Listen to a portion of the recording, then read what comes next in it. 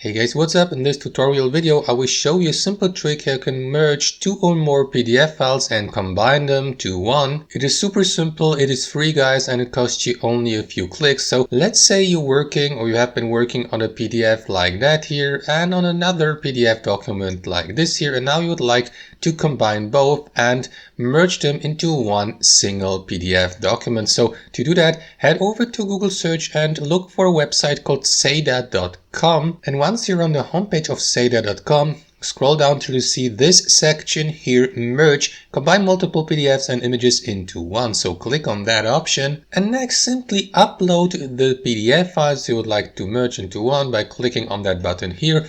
Upload them from a computer. You can use two or more PDF files for that. There you go, that's the preview of your merged PDF files. Now to merge your PDF files, click on that button below. Let Sejda.com do its magic, and there you go. As you can see, both PDF files have been merged into one. Now you can download your merged PDF file on your computer, and that's basically it guys. Thanks for watching and have a wonderful day.